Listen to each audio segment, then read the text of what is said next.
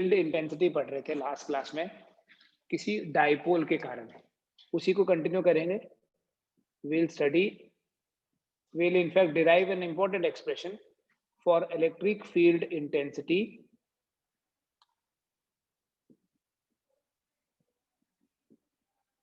at any point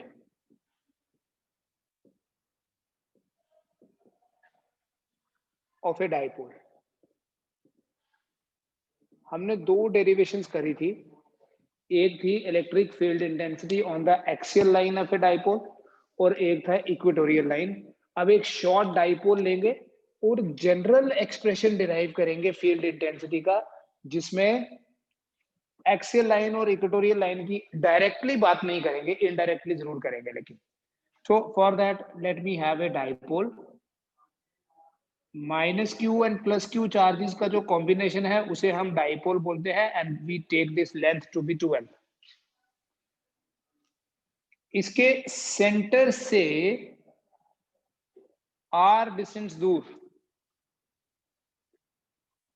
we choose a point P।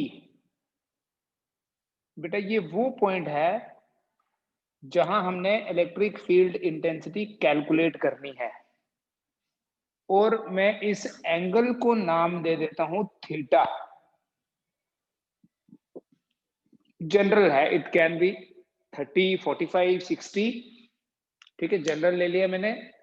यही theta अगर 0 रखा जाए तो आप खुद ऐसे इमेजिन करो, जैसे ये हमारे पास पॉइंट है, उधर अगर थीटा 0 होगा तो ये ऐसे हो जाएगा, so it will become the axis. और अगर इसी थीटा को 90 कर दूं तो ये बन जाएगा इक्वेटोरियल लाइन। तो 0 डिग्री पे एक्सियल लाइन पे और 90 डिग्री पे हम पहुंच जाएंगे इक्वेटोरियल लाइन पे, ठीक है। इसमें सबसे इंपॉर्टेंट पार्ट क्या, देखिए, जो डाइपोल मोमेंट की डायरेक्शन है वो आपको मैंने समझाया पहले। डाइपोल मोमेंट की डायरेक्शन होती है माइनस क्यू से प्लस क्यू की तरफ। तो इस डाइपोल मोमेंट के, जैसे किसी भी वेक्टर के किसी प्लेन में दो कंपोनेंट्स होते हैं, तो ये p वेक्टर है, इसका इधर की तरफ जो कंपोनेंट होगा, सिंस यहां थीटा बन रहा है, वो होगा बेटा p cos थीटा, ठीक है। जैसे आपको ऐसे ऐसे ऐसे याद रखते हो आप कि ये कोई ट्राइंगल है, ये x है, ये y है, ये r है और ये थीटा है। So what is x? It is r cos theta. कैसे? एक्चुअली x बाय r जो है वो ही cos थीटा है, तो x क्या हुआ? r cos theta. y by r क्या हुआ? sin थीटा, तो y क्या हुआ? r sin थीटा, ठीक। तो इसके परपेंडिकुलर में मेरे पास आ जाएगा दूसरा component, and that other component is perpendicular to this, and that is here, it is p sin theta, ठीक है। अब अगर हम p cos थीटा और p sin थीटा को इंडिविजुअली लें तो हम क्या बोलेंगे? p cos थीटा देखो ऐसे है और पॉइंट P यहां है, p sin थीटा ऐसे है और पॉइंट P 90 डिग्री पे है ऐसे। फॉर p sin थीटा ये जो हमारा पॉइंट है ये 90 डिग्री पे है, and for p cos theta ये 0 डिग्री पे है। ये सबसे इंपॉर्टेंट पॉइंट है बेटा। Let p is a point, p is a point at a distance r from the dipole, और ये वो पॉइंट है जिस पॉइंट पे हमने रिजल्टेंट इलेक्ट्रिक फील्ड इंटेंसिटी निकालनी है। अभी यहां रिजल्टेंट की बात क्यों कर रहा हूं? क्योंकि जो डाइपोल मोमेंट है जिसे P से रिप्रेजेंट कर रहा हूं, डाइपोल के डाइपोल मोमेंट होता है, it can be resolved into two components, और वो कंपोनेंट्स क्या होंगे? p cos थीटा एंड दूसरा होगा बेटा p sin theta, as shown in figure. ये नोट करने हैं आप, डायग्राम भी बना लें।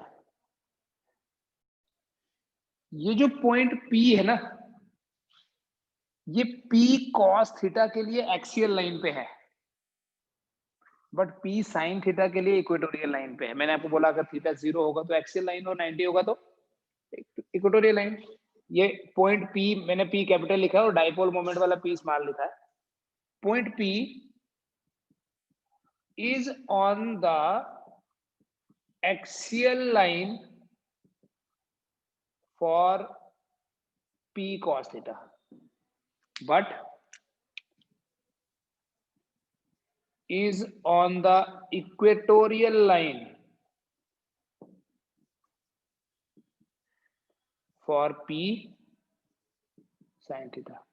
एक्सियल लाइन पे है P cos थीटा के लिए और इक्वेटोरियल लाइन पे है, ये देखो एक्सियल लाइन मतलब उसी डायरेक्शन में, ये एक्सियल लाइन हो गया थीटा 0 और ये परपेंडिकुलर। ये आपने ये नहीं लेना कि सेंटर से लिया या नहीं लिया, बिकॉज ये डाइपोल यहाँ बड़ा दिख रहा है, actually it is a short dipole. ठीक है, तो सेंटर से डिस्टेंस लो, यहाँ से यहाँ लो, यहाँ से लो, यहाँ से लो, कहीं से भी लो। जब पॉइंट हमारा ऐसे हो जाएगा तो वो परपेंडिकुलर ही होता है। दो जो हमने पहले डेरिवेशंस करी थी उन दोनों को हमने यहाँ यूज करना है।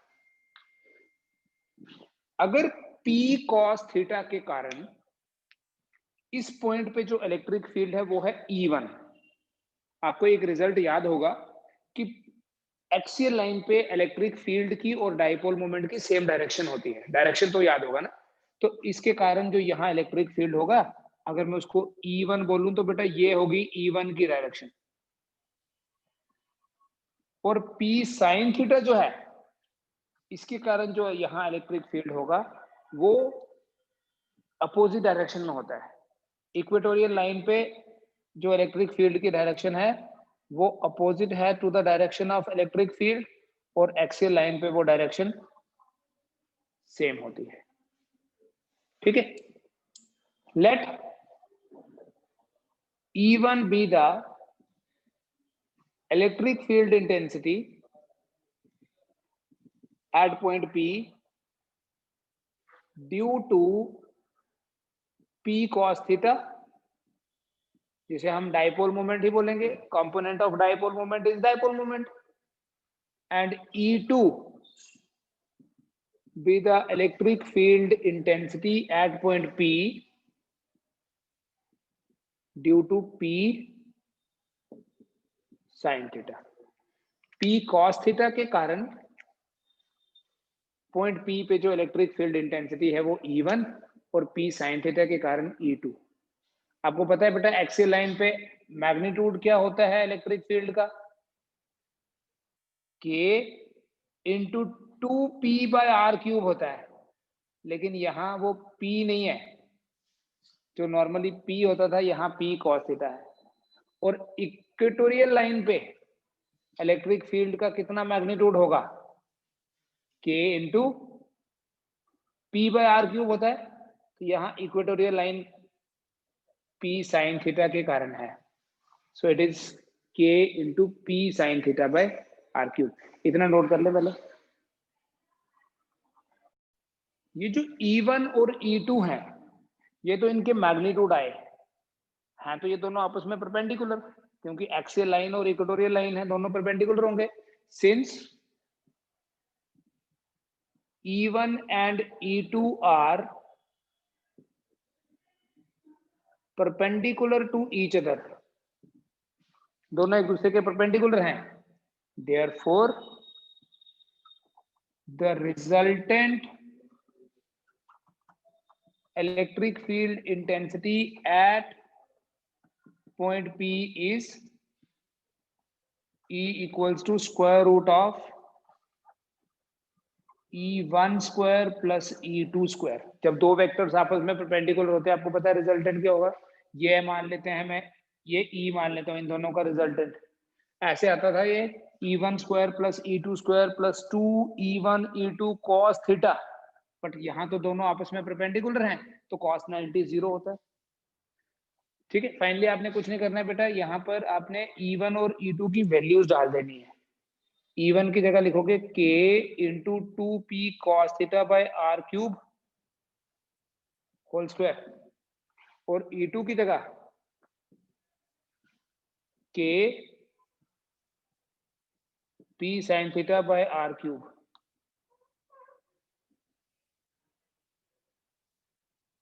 होल स्क्वायर भी रखना है, इसको सॉल्व करना है। इन दोनों में क्या क्या कॉमन है पहले वो देखो।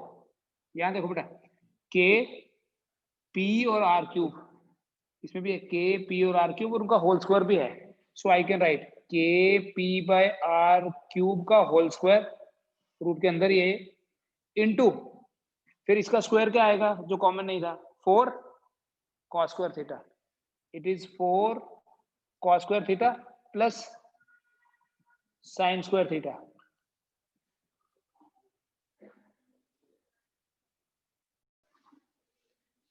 ये स्क्वायर एंड रूट कट जाएगा, स्क्वायर एंड रूट कटेगा तो हमारा जो e बन जाएगा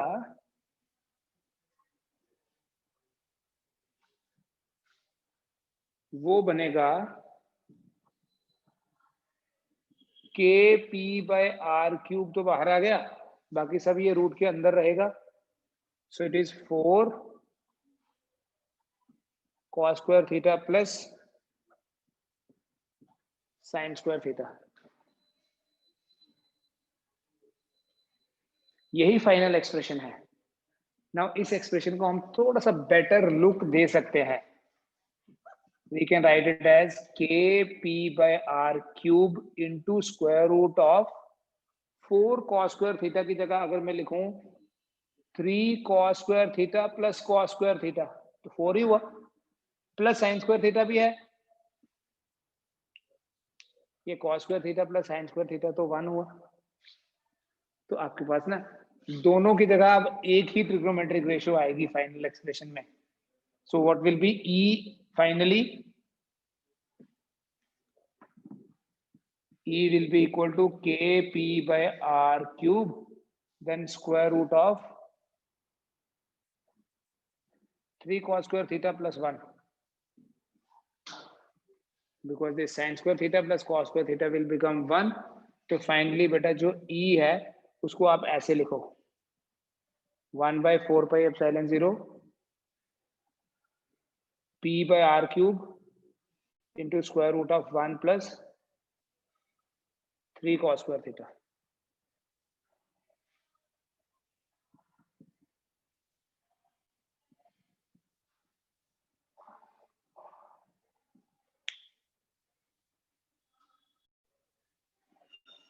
ठीक है, तो हमारा ये जो फाइनल एक्सप्रेशन है ये जनरल एक्सप्रेशन है। अगर हम थीटा को 0 लें, हम एक्सियल लाइन पे हैं, cos theta will be 1, cos theta 1 put करके ये हमारे पास e बन जाएगा, और ये वही एक्सप्रेशन आता है जो हम एक्सियल लाइन पे डेरिवेशन करते हैं। और अगर हम थीटा को 90 ले लें, थीटा को 90 लेंगे, cos 90 विल बी 0। ठीक है, ये पूरा 0 हुआ तो 1 plus 0 is 1, रूट 1 1, तो e वही आ गया जो इक्वेटोरियल लाइन पे हमने डेरिवेशन की थी। तो ये आपके पास जो इलेक्ट्रिक फील्ड इंटेंसिटी का एक्सप्रेशन है, ये डाइपोल के पॉइंट ऑफ व्यू से कहां पर है ये वाला एक्सप्रेशन, किसी भी जनरल पॉइंट पे। हम तो दो केसेस एक्सट्रीम ले रहे हैं, 0 और 90।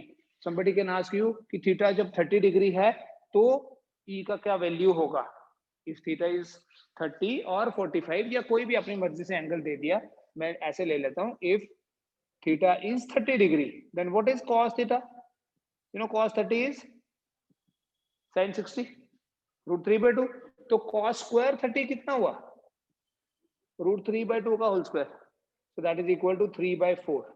इन दैट केस आपका जो e होगा 1/4 pi epsilon 0 p by r cube root of 1 plus 3 into 3/4, cos square theta की जगह लिखा। तो बस इसको सॉल्व करो, तो एवरी टाइम अगर आप थीटा की वैल्यू चेंज करोगे तो इलेक्ट्रिक फील्ड की डिफरेंट वैल्यू आ जाएगी। 30 डिग्री पे कुछ और है, 45 पे कुछ और है, 60 पे कुछ और, इट इज 1 plus 9/4, सो ये बनेगा 1/4 pi epsilon 0 p by r cube root of 13 divided by root of 4, तो मैं 13/2 लिख लेता हूँ। ये अगर थीटा 45 दिया होता तो यहाँ 1/√2 का स्क्वायर लेना था, तो ये 1/2 बनता, तो 1 plus 3 into 1/2 लिखते, 3/2 आता। तो अकॉर्डिंगली आप वैल्यू सब्स्टिट्यूट करके डिफरेंट प्लेसेस पे, डिफरेंट पॉइंट्स पे इलेक्ट्रिक फील्ड का मैग्नीट्यूड जो है वो कैलकुलेट कर सकते हैं।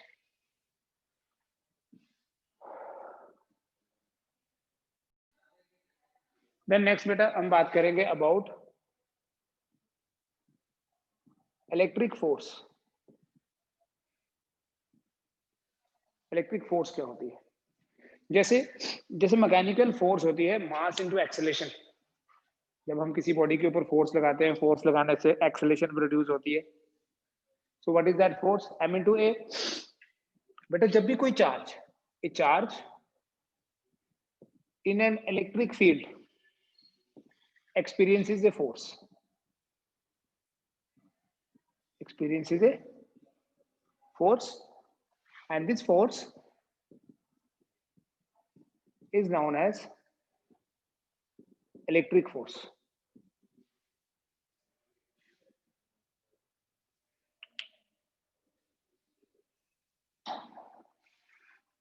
कैसे एक्सप्रेस करते हैं इस फोर्स को हम मैथमेटिकली? देखो मान लीजिए बेटा ये मेरे पास कोई इलेक्ट्रिक फील्ड है, यहाँ पहले से क्रिएट किया हुआ इलेक्ट्रिक फील्ड है, मैं यूनिफॉर्म ले रहा हूँ, it can be any type of electric field.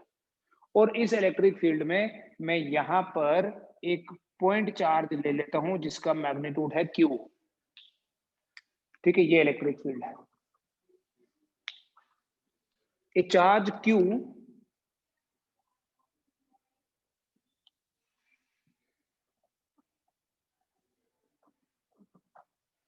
placed in an electric field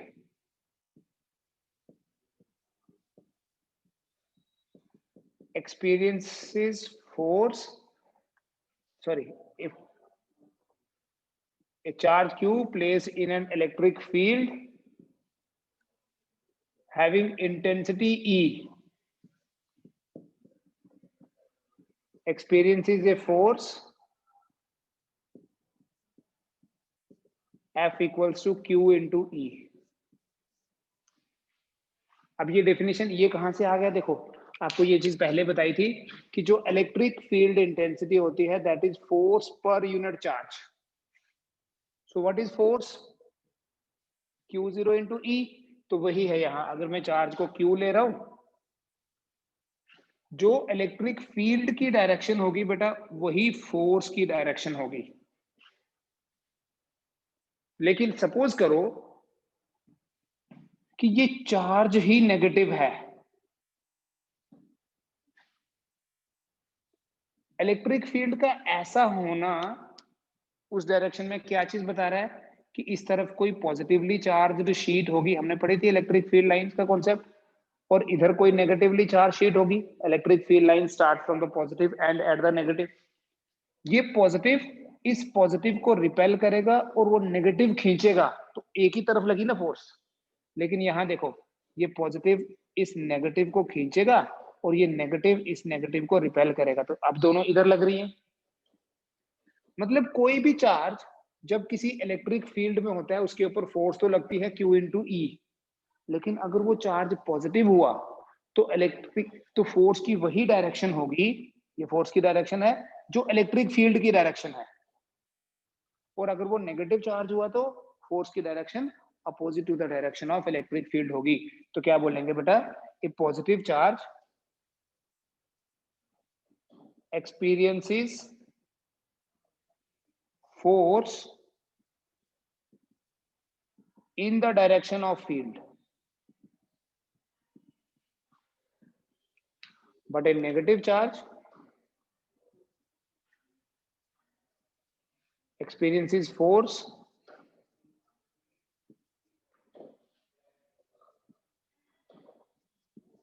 opposite to the direction of field। Positive charge के ऊपर जो फोर्स लगेगी वो उसी डायरेक्शन में लगेगी जो इलेक्ट्रिक फील्ड की डायरेक्शन है, बट नेगेटिव चार्ज पे जो फोर्स लगेगी वो अपोजिट डायरेक्शन में लगेगी। ठीक है, ये है बेटा concept of this electric field. इसके बेसिस पे आपसे नीट या जेईई में इस तरह के क्वेश्चन पूछे जाते हैं, देखना। अभी आपको ये बड़ा सिंपल सा कॉन्सेप्ट लग रहा है, but the things will become bit different. Difficult नहीं बोल सकते, डिफरेंट हो जाएगी। हम नॉर्मली वैसे सोचते नहीं है, खास करके जब 12th में इलेक्ट्रोस्टैटिक्स टाइप कुछ पढ़ रहे होंगे तो वैसा नहीं सोचते। ये एक पार्ट प्लेट है जो पॉजिटिवली चार्ज है। प्लेट है मतलब 2 डायमेंशनल। ये जैसे 2 डायमेंशनल बॉडी है, ये हम ऐसे देख रहे हैं तो यही दिखेगा ना खाली। आप ऐसे मानो दूसरी तरफ भी है, ठीक, लाइक तो नीचे जो है वो नेगेटिव है, ठीक। तो इलेक्ट्रिक फील्ड कैसा हुआ, जैसे आप जहां भी बैठे हैं अपने रूफ को समझ लीजिए पॉजिटिव चार्ज है और फ्लोर को समझो नेगेटिव, तो फील्ड लाइंस ऊपर से नीचे गिरेंगी जैसे बारिश गिर रही, ठीक है। यहां पर हवा में यहां अगर मैं कोई चार्ज रखूं, इलेक्ट्रिक फील्ड की ये देखो ये डायरेक्शन है, तो इस चार्ज के ऊपर नेट फोर्स कितनी होगी? आप बोलोगे Q इंटू ई, लेकिन नहीं, क्योंकि अगर ये कोई पार्टिकल है जिसके पास चार्ज है तो एक चीज श्योर है कि उसके पास मास तो होगा ही होगा। तो जब उसके पास मास होगा तो मास के कारण उसके उसके ऊपर जो ग्रेविटेशनल फोर्स लगेगी, वेट बोलेंगे जिसको, वो भी नीचे होगा। पॉजिटिव चार्ज ऊपर की तरफ है तो इलेक्ट्रिकल फोर्स जो है वो भी नीचे की तरफ लगेगी, which will be equal to Q into E. So ये फर्स्ट केस है जिसमें इलेक्ट्रिक फील्ड डाउनवर्ड डायरेक्टेड है। तो मैं बोलूं नेट फोर्स कितनी हुई बेटा? Net downward force, downward force F equals to QE plus M into g, because दोनों की डायरेक्शन सेम है। And you have studied force तो मास इंटू एक्सेलरेशन होता है, तो we say it is QE plus mg equal to M into a. तो इस M को अगर मैं शिफ्ट कर दूं, मैं ऐसे लिख सकता हूं क्या, G plus QE by M।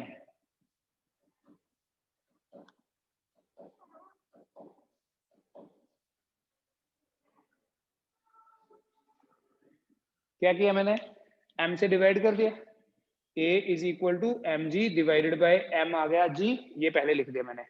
तो इसका मतलब है यहां पर जो नेट एक्सेलरेशन है वो G से ज्यादा है। कितनी ज्यादा? QE by M। अभी कुछ लिखना नहीं है, जस्ट अंडरस्टैंड करें, उसके बाद आप खुद कर लेना इसको।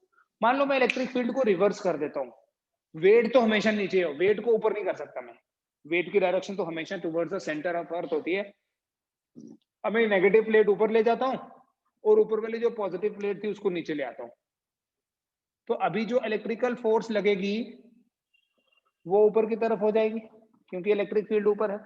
तो ये एक कोई ड्रॉपलेट है या कोई चार्ज पार्टिकल है जिसका चार्ज Q और जिसका मास M। तो बेटा mg हुआ नीचे, अब QE हो गया ऊपर। QE माइनस mg नहीं, अगर वो नेट डाउनवर्ड फोर्स आपको पता करनी, इसका मतलब मोशन नीचे की तरफ हो रहा है, तो नेट डाउनवर्ड फोर्स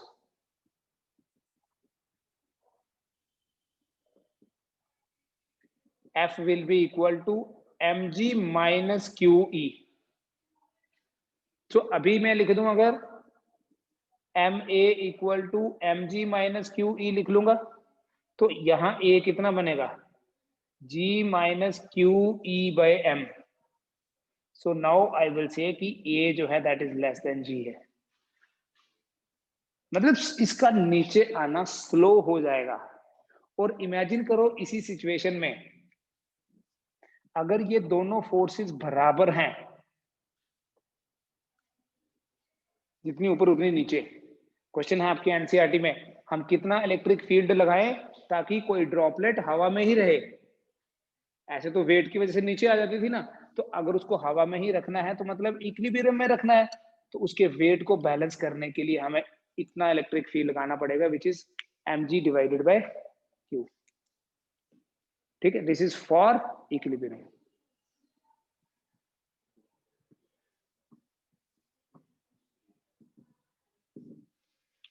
अगर किसी ऑब्जेक्ट को इक्विलिब्रियम में रखना है तो E will be equal to mg divided by q।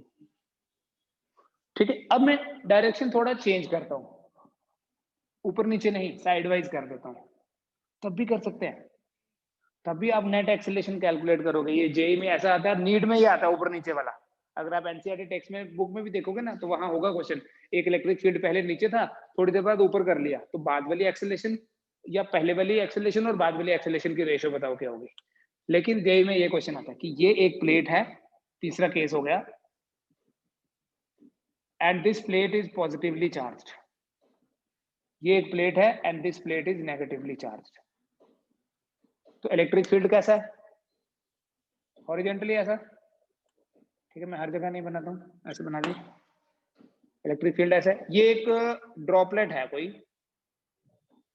वही charge particle having charge q and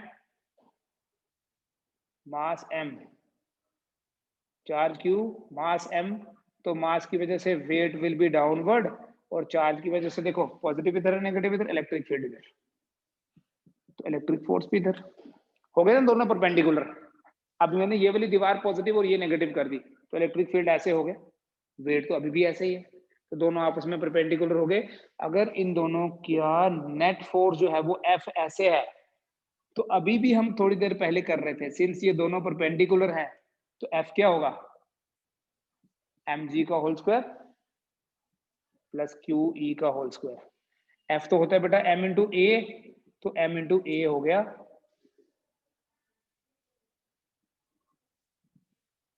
ऐसे लिखना नहीं चाहिए, ऐसे ही लेने दो,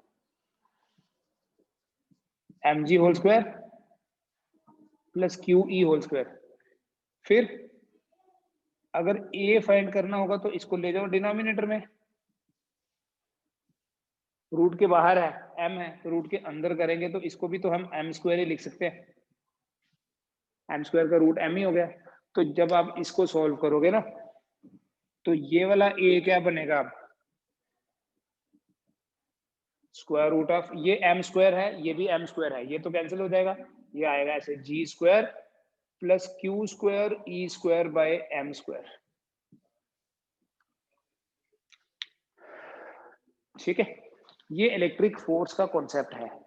तो कंक्लूजन क्या निकला कि कोई भी चार्ज किसी इलेक्ट्रिक फील्ड में फोर्स एक्सपीरियंस करता है, Q इंटू ई, अगर वो पॉजिटिव चार्ज हुआ तो उसी डायरेक्शन में फोर्स लगेगी जो इलेक्ट्रिक फील्ड की डायरेक्शन है, और अगर नेगेटिव चार्ज हुआ तो अपोजिट डायरेक्शन में फोर्स लगेगी, ठीक है। इतना करो आज।